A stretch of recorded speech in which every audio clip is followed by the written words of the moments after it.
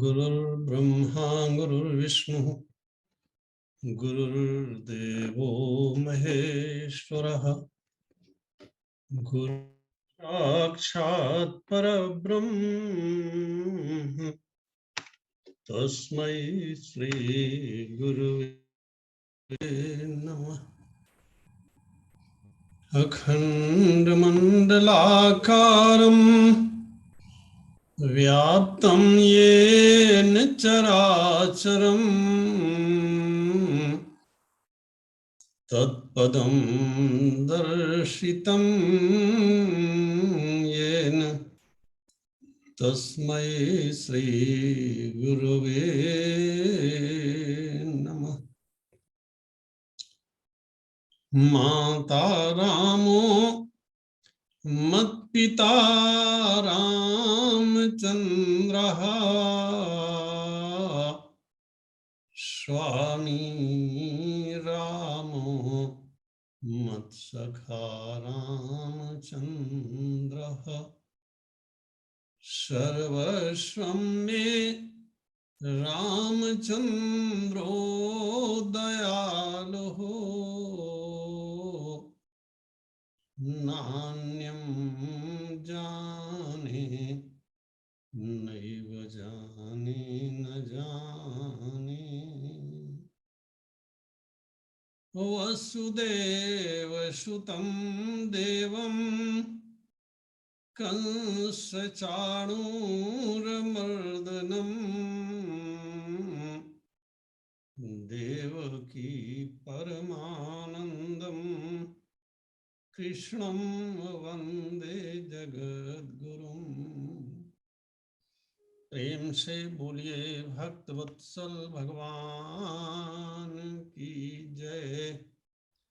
वृंदावन बिहारी लाल की जय। परम आदरणीय संचालक महोदय, भगवान के परम प्रेमी भक्तजन, संतजन, श्रद्धामयी देवियों, भगवान श्री कृष्ण अर्जुन से कहते हैं, अर्जुन, भक्त होने के लिए कुछ अभ्यास करना होता है। और क्या अभ्यास करना है, इसके बारे में वे भगवद गीता के 12वें अध्याय में कहते हैं कि अद्वेष्टा सर्वभूतानां मैत्रः करुण एव च निर्ममो निरहंकारः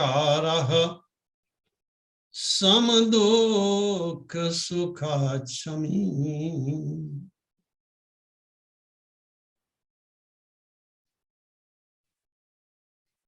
किसी भी व्यक्ति के प्रति, किसी भी प्राणी के प्रति हमारे मन में रंचमात्र द्वेष न हो, क्योंकि द्वेष हमारे हृदय को जलाता है। इससे दूसरे का कुछ नहीं बनता बिगड़ता, हमारा ही नुकसान होता है। सबके प्रति मैत्री का भाव हो, मित्रता न हो, मित्रता की भावना हो। एक मित्र जैसे दूसरे मित्र का कल्याण चाहता है, ऐसे ही हम सबका कल्याण करें, ऐसी भावना हमारे मन में हो। करुणा का भाव हृदय में, ममता किसी के प्रति ना हो, यह मेरा है, यह भाव ही समाप्त हो जाए। देखो, ये असंभव नहीं है, कठिन अवश्य है।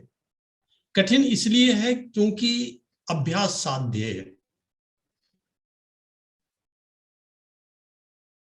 मैं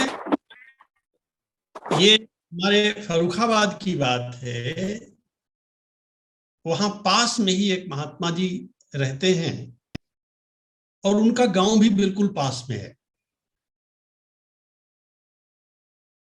उस दिन उनके बेटे की मृत्यु हुई थी और स्वामी जी को जब पहली बार संदेश दिया गया तो स्वामी जी मुस्कुराए।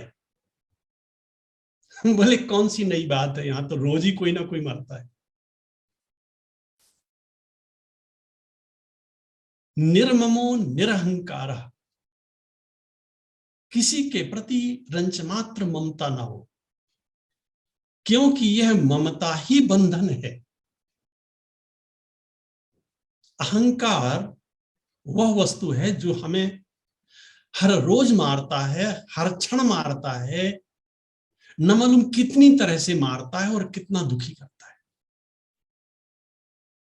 क्योंकि हमने अपने को कुछ मान लिया है। हम हैं विराट, हैं तो परमात्मा के अंश, सो बिल्कुल भगवान के जैसे हैं। लेकिन ये जो दुष्ट भाव हैं, ये हमारी बुद्धि पर आरूढ़ हो गए हैं, आत्मा पर नहीं। आत्मा पर तो हो भी नहीं सकते। बुद्धि इनके प्रभाव में आ गई है। और जो सबसे अंतिम बात है इस श्लोक में, इस मंत्र में, वो है सम दुख सुखा क्षम। दुख और सुख में समभाव होना, ये कैसे हो सकता है? सुख में हमारे मन में प्रसन्नता होती है और दुख में हमारा मन दुखी हो जाता है। और भगवान कहते हैं दोनों में समता का भाव होना चाहिए। शास्त्रों में एक जगह पूछा गया, शांति क्या है? उत्तर मिला, दुख और सुख का अभाव ही शांति है।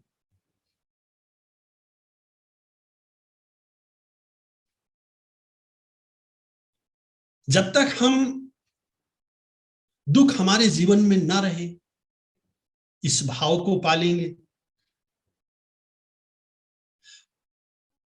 हमारे जीवन में सब कुछ ठीक ठीक बना रहे, सुखी बने रहे, हम इस भाव को पालेंगे। कोई भी त्योहार हो अपने यहां, उस समय देखो कैसे कैसे मैसेज आते हैं, आपका परिवार सुखी रहे, आप सुखी रहें। इससे पता चलता है कि ये दुख और सुख हमारे जीवन में कैसे आकर के रम गए हैं। पहली बात तो ये कि ये चाहने से नहीं होती। न चाहने से दुख मिलता है, न चाहने से सुख मिलता है। यदि चाहने से मिलता तो आप बताइए दुख को कौन चाहता है? दुख को तो कोई नहीं चाहता। चाहने से मिलते तो किसी के जीवन में कभी दुख नहीं होता। होता है, आता है। जैसे न चाहने पर दुख आता है वैसे ही सुख भी आता है। तो हम इन्हें क्यों चाहते हैं? माने अपने मन को हम इनके साथ क्यों जोड़े रहते हैं? ये तो बदलते रहते हैं। चक्रवत परिवर्तनते दुखानी च सुखानी च। जैसे साइकिल का पहिया है, जो हिस्सा ऊपर है वो हिस्सा अगले क्षण नीचे जाएगा, और जो नीचे है वो ऊपर आएगा। क्या ऐसा हो सकता है कि पहिए का जो हिस्सा ऊपर रहे वो ऊपर ही रहे? चलती हुई गाड़ी में हमारे जीवन की जो गाड़ी चल रही है, इस गाड़ी में पहिया है जो काल चक्र है। इस चक्र में जो हिस्सा ऊपर है वो नीचे जाएगा, और जो नीचे है ऊपर आएगा। ये तो ध्रुव सत्य है ना। श्री कृष्ण कुछ और नहीं कह रहे हैं, वो कहते हैं अर्जुन जो सच है उसे तो स्वीकार करो। तो मान लीजिए जिस समय हमारे जीवन में सुख है, आ रहा है, हम सुख भोग रहे हैं, उस समय क्या हम ये सच नहीं है कि इसके बाद दुख आने वाला है? और अगर ये सच याद रहे उसी समय जब सुख का क्षण है, तो क्या सुख अच्छा लगेगा? इसके बाद दुख आने वाला है। और जिस समय हमारे जीवन में दुख आता है, तब हमें यह याद रहे कि इसके बाद सुख आने वाला है। तो क्या दुख दुख के जैसा लगेगा? एक ऋषि कहता है अचिंतितानि दुखानि यथैव आयान्ति देहि नाम। शरीरधारियों के जीवन में जैसे दुख बिना सोचे आता है, सुखान्य भी तथा मन्य, सुख भी वैसे ही आता है।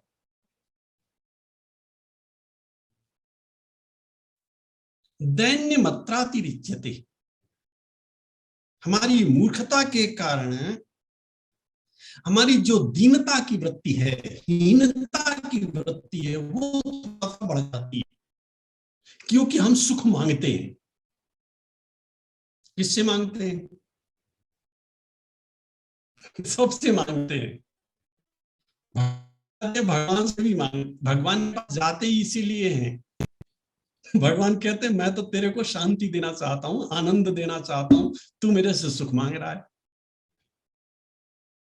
ये नियम नहीं है कि जीवन में सुख भी रहे और शांति भी रहे। ये जो लोग कहते हैं ना जीवन में सुख शांति बना रहे, बनी रहे, गलत है, झूठ है। सुख रहेगा तो शांति कैसे रहेगी? ऐसा होता तो हमारा एक भी चक्रवर्ती सम्राट घर और परिवार को छोड़ करके, राज सुख को छोड़ करके जंगल में नहीं जाता। वो जानता है यहां सुख तो है, शांति नहीं है।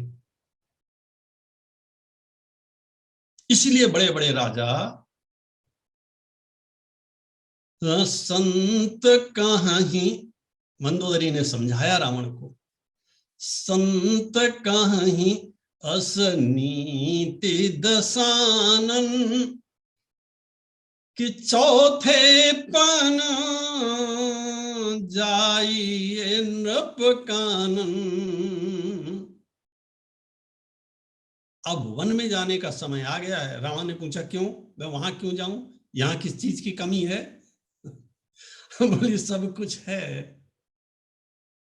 शांति नहीं है। सुख और दुख के अभाव का नाम है शांति। जिसका हमने आज तक एक क्षण भी अनुभव नहीं किया है, कभी अनुभव नहीं किया है, क्योंकि हम तो इसी चक्कर में पड़े रहे हमेशा।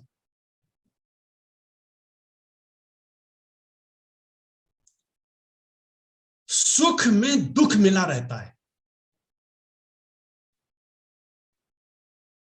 मैं सिद्धांतों की ही बात कर रहा हूं बस, केवल सुख में दुख मिला रहता है, क्योंकि सुख भोगों से मिलता है, सुख वस्तुओं से मिलता है, सुख व्यक्तियों से मिलता है। सुख कहीं इनका अभाव ना हो जाए, ये मेरे जीवन से चले न जाए। ये दुख हमेशा बना रहता है, सुख भोग काल में भी बना रहता है। किसी को खूब लाभ हो रहा है, अरे बोले अब इस वर्ष तो हो रहा है, पता नहीं अगले साल क्या होगा। सुख के साथ दुख मिला हुआ है। विवाह हो रहा है, बेटे का ब्याह हो रहा है, बहू घर में आ रही है। महाराज ब्याह तो हो रहा है, बहू तो घर में आ रही है, पता नहीं कैसी होगी। सुख में सुख में दुख मिला रहता है। एक भी सुख ऐसा नहीं है संसार का जिसमें दुख न मिला रहता हो। इस संसार को छोड़िए, इस संसार को छोड़ के स्वर्ग चले जाइए, वहां भी दुख होता है। मेरे पास भोग कम है, इंद्र के पास भोग बहुत ज्यादा।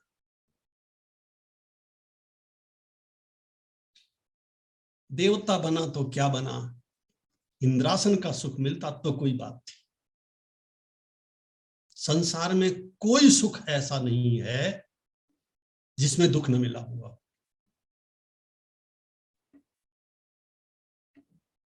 एक बात और, जिस समय हम सुख भोग रहे होते हैं उस समय हमारे पुण्य नष्ट हो रहे होते हैं। सुख भोगने से पुण्य क्षीण होते हैं, पुण्य नष्ट होते हैं, पुण्य समाप्त होते हैं। और दुख भोगने से पाप समाप्त होते हैं।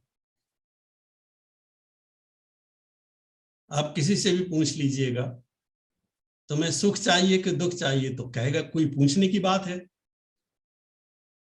सुख किसे नहीं चाहिए, सबको सुख चाहिए। फिर एक प्रश्न और करिए, सुख मिलेगा तो तुम्हारे जीवन में जितने पुण्य हैं एक एक करके सब समाप्त हो जाएंगे। अब बताओ सुख चाहिए कि दुख चाहिए। और दुख भोगने से पाप नष्ट होते हैं। सुख भोगने से हमारे पुण्य नष्ट होते हैं और दुख भोगने से हमारे पाप नष्ट होते हैं, पाप समाप्त होते हैं। क्या चाहते हैं, पुण्य समाप्त हो जाए कि पाप समाप्त हो जाए? हर व्यक्ति यही चाहता है मेरे पुण्य तो बने रहें, पाप समाप्त हो जाए। क्यों? महाराज जीवन में जब विपत्ति आएगी तो ये पुण्य ही तो काम करेंगे, कौन साथ देगा मेरा?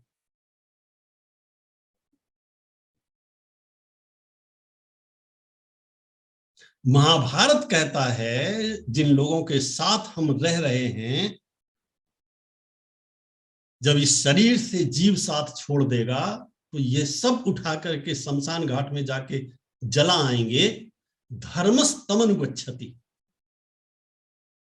हमारे पुण्य, हमारा धर्म, हमारा सत्कर्म हमारे साथ साथ जाएगा। महाराज कैसी बात करते हैं आप, ऐसे पुण्य को नष्ट करने के लिए तो सुख की इच्छा क्यों करते, फिर भगवान से सुख क्यों मांगते? भगवान से मांगना तो भगवान को मांगो ना। भगवान से सुख को मांगा, सुख तो मिलेगा, भगवान नहीं मिलेंगे। धर्मराज युधिष्ठिर के जीवन में, पांडवों के जीवन में जब तक दुख रहा तब तक कन्हैया हर क्षण साथ में रहा। और जिस दिन धर्मराज युधिष्ठिर का राज्याभिषेक हो गया, भगवान श्री कृष्ण ने अपने सारथी दारुक से कहा, दारुक रथ सजाओ। कुंती ने पूछा, महाराज कहीं जा रहे हैं क्या? बोले द्वारिका। अभी तक साथ में थे, अब सुख भोग का समय आया तो आप जा रहे हो? कन्हैया ने कहा, बुआ जी मेरा नियम है, मनुष्य के जीवन में जब सुख आता है मैं चला जाता हूं। ये बात तर्क के द्वारा भी खूब समझ में आती है। सुख भोगने वाले व्यक्ति का मन भोगों के साथ जुड़ा रहता है, भोगों को छोड़ता नहीं है। मन तो एक के साथ रहेगा, चाहे भोगों के साथ रहे और चाहे भगवान के साथ रहे। मन कभी भी एक साथ दोनों के साथ नहीं रहता है।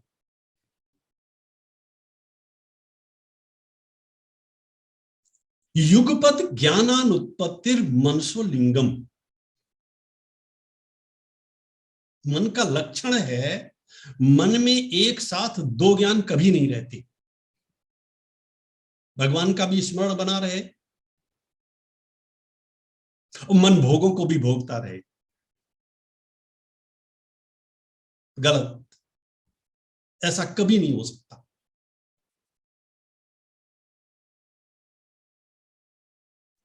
और ये जो सुख और दुख है, देखिए किसी के जीवन में अगर भोजन का अभाव है, वस्त्रों का अभाव है, या रहने के लिए घर नहीं है, रहने के लिए स्थान नहीं है,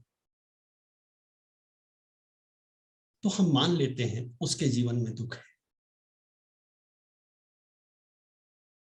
लेकिन इससे अधिक, इससे आगे की बात अगर हम करें तो इससे आगे फिर ये जो दुख है, दुख केवल कल्पना है, हमारे मन की मान्यता है, और सुख भी हमारे मन की मान्यता है।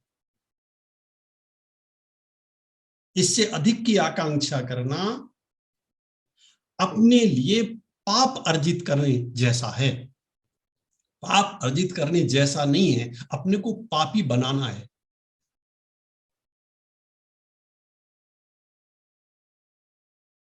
क्योंकि जिसके पास जितना अधिक धन, इस बात को आप बिल्कुल ठीक से लिख लेना, जिसके पास जितना अधिक धन, अगर वो धन धर्म में नहीं लगता है, वह पाप देता है, ताप देता है और संताप देता है। उस धन से यदि धर्म अर्जित नहीं किया जाता तो पाप का अर्जन होता है। इसलिए गोस्वामी जी महाराज लिखते हैं, सो धन धन्य प्रथम गति जाकी। सर्वश्रेष्ठ धन कौन सा है? बोले जिसकी पहली गति है, जो दान में निकल जाए, जो परोपकार में निकल जाए, जो किसी दूसरे के काम में आ जाए। इसीलिए ये सुख और दुख दोनों अनुभूति के विषय हैं। अब थोड़ा सा बहुत ध्यान से सुनिएगा तो ये बात समझ में आएगी। सुख और दुख दोनों अनुभवनीय हैं, अनुभूति के विषय हैं, और ये अनुभूति हमारे मन की संकल्पना है। हमारा मन संकल्प करता है यहां मजा है तो वहां मजा है। किसी ने वसुदेव और देवकी से कहा, कंस ने कारागार में डाल दिया, तुम्हें कैसा लग रहा है? वसुदेव जी ने कहा, इतना अच्छा लग रहा है, केवल भगवान का भजन करूंगा, भोजन कंस खिलाएगा जिसने कारागार में डाला। अब मैं भगवान का भजन करूंगा, बाहर रहता तो दुनिया भर के झंझट होते। कोई झंझट नहीं है, कोई काम नहीं है, क्योंकि हाथों में हथकड़ी पड़ी हुई है और पैरों में बेड़ियां पड़ी हुई हैं। सो मैं कह सकता हूं अपने प्रभु से, मैं क्या करता, अब केवल भगवान का भजन करूंगा। राम भजिए सब काम विसारी, रामचरितमानस का छोटा सा सूत्र है। हमारा सबसे बड़ा, सबसे अच्छा, सबसे पवित्र काम क्या है? बोले भगवान का भजन करना, मन से भगवान का स्मरण करना। भगवान का स्मरण नहीं हो रहा है तो कोई बात नहीं, संसार का स्मरण तो कभी ना करना। संसार माने अपने और पराये, संसार माने राग और द्वेष, संसार माने सुख और दुख, इनका कभी कभी स्मरण न किया जाए। मुझे वो प्रसंग कभी भूलता नहीं, मुझे बार बार याद आती है और मैं जानबूझ के उसका स्मरण करता हूं। जब श्री राम जी को पहली बार बताया जाता है तुम्हें वन की ओर जाना है, माता कैकेयी ने सुमंत्र से कहा, सुमंत्र ने पूछा मां क्या हो गया? कैकेयी ने कहा तुम्हें नहीं बताऊंगी, जाओ राम को बुला करके ले आओ। सुमंत्र जी गए, राम जी से कहा अभी इसी समय माता कैकेयी ने बुलाया, इस समय बुलाया है। हाँ, सुमंत्र के साथ श्री राम माता कैकेयी के राजमहल में आए। गोस्वामी जी महाराज लिखते हैं, जाय दीख रघुवंश मणि, नरपति निपट कुशाज। दशरथ जी महाराज जमीन पर पड़े हुए, थोड़ी थोड़ी देर बाद श्री राम ऐसा बोल रहे हैं, और पास में सरुस समीप दीख कैकेयी क्रोध की मुद्रा में कैकेयी बैठी हुई। राम जी ने पूछा मां पिताजी के दुख का कारण? लगता है मुझसे कोई बहुत बड़ा अपराध हो गया, मैंने आज भी प्रणाम किया, मेरे को आशीर्वाद नहीं दिया पिताजी ने, मेरी ओर देखा तक नहीं। कैकेयी ने सब कुछ बता दिया, और जब यह बताया कि राम 14 वर्ष के लिए तुम्हें वन जाना है, कैकेयी ने वो सारी बातें भी बताई जो महाराज श्री दशरथ और कैकेयी के बीच में हुई। स्थिति यह है कि अगर तुम वन जाते हो तो महाराज श्री कह रहे हैं मैं प्राण छोड़ दूंगा, और नहीं जाते हो तो बेटा मैं प्राण छोड़ दूंगा। कैसी परिस्थिति है बाहर की। आज या तो पिता नहीं रहेंगे या माता नहीं रहेगी। गोस्वामी जी वही लिखते हैं, मन मुस्काए भानुकुल भानु, मन मुस्काए भानुकुल भानु, क्योंकि राम सहज आनंद निधानु। राम जी मन ही मन में खूब हंसे। क्यों? क्योंकि यह तो उनका स्वभाव है। बाहर की परिस्थितियां, बाहर ऐसा ही व्यक्ति, क्योंकि उसकी बुद्धि पर किसी भी प्रकार का कोई प्रेशर नहीं है, कोई दबाव नहीं है, कोई पूर्वाग्रह नहीं है, सो ऐसा ही व्यक्ति विषम परिस्थितियों में सही निर्णय लेता है।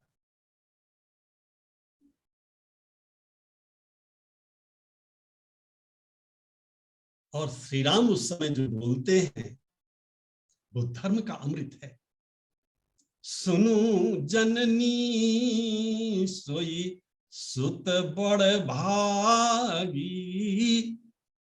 सुनु जननी सोई सुत बड़ भागी, जो पितु मातु बचन अनुरागी, तनय मातु पितु तो सनिहारा, अदुर्लभ जननी सकल संसारा।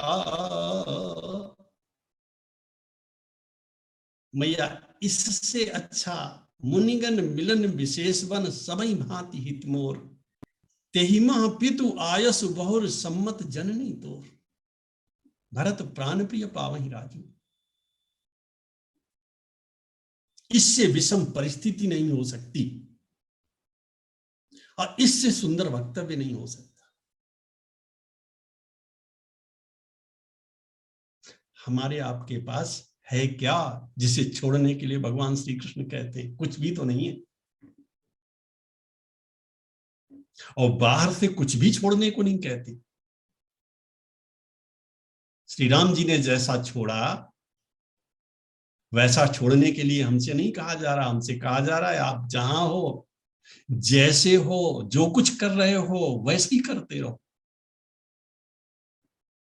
सम दुख सुखा, दुख और सुख में सम रहो।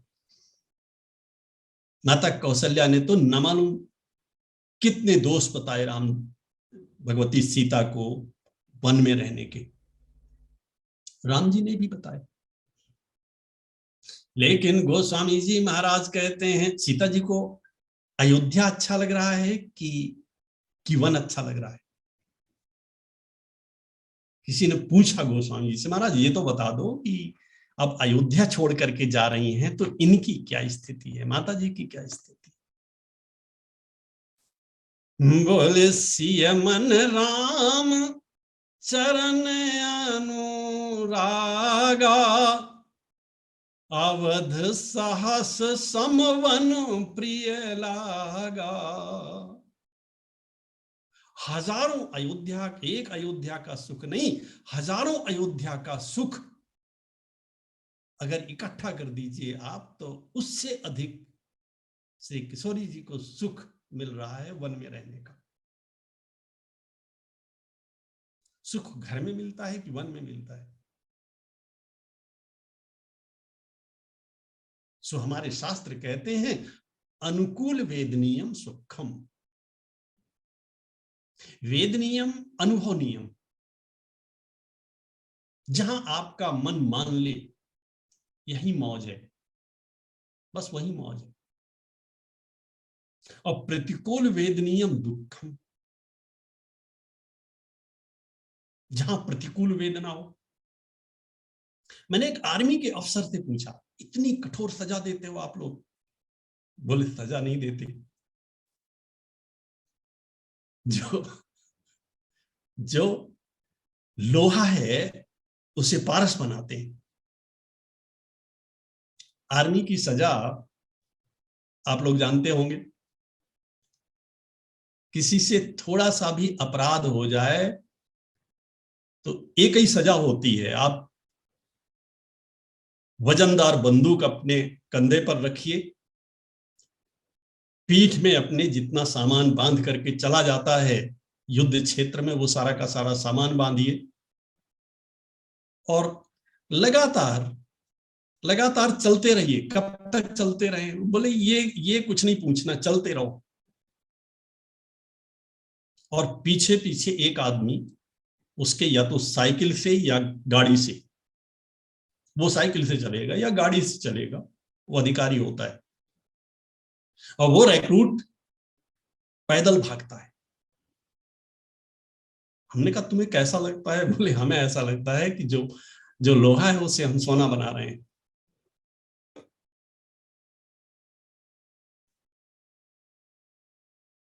उसे कैसा लगता है ये तो वो जाने। बोले हम सजा नहीं देते। सिय मन राम चरण अनुरागा, अवध साहस समवन प्रिय लागा।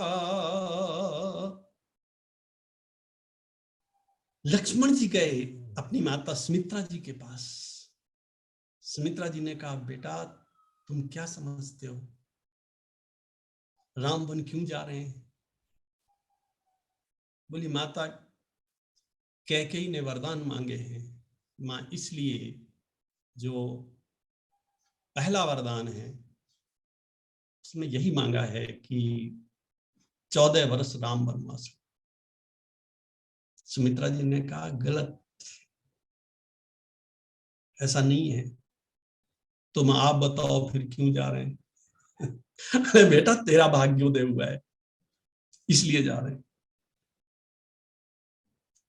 लक्ष्मण तुम रे भाग राम बन जाही, तुम रे भाग राम बन जाही, और दूसर हेतु तात कछु नहीं। बेटा दूसरा कोई हेतु नहीं है, इसके पीछे दूसरा कोई कारण नहीं। ये सब कहने की बातें हैं। लक्ष्मण जी ने पूछ दिया, कैसे? बोले, तुम्हें यही तो कष्ट था कि विवाह के पहले तो मैं भैया की पूरी पूरी सेवा करता था, अब एक चरण की सेवा मिल रही है, एक चरण की सेवा श्री किशोरी जी कर रहे हैं। अब वन में जाकर के तुम श्री राम की भी सेवा करना और अपनी माता जानकी जी की भी सेवा करना। लक्ष्मण सच में तेरा ही उदय हुआ है, इससे श्री राम जा रहे हैं, क्योंकि दूसर हेतु तात कछु नहीं। और 14 वर्ष लक्ष्मण जी को ऐसा ही अनुभव हुआ। क्या कभी लक्ष्मण जी को ऐसा लगा हमें वनवास मिला है,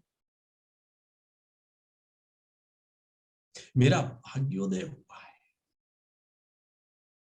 और सुमित्रा मैया कहती हैं, बेटा तू उनकी सेवा करना,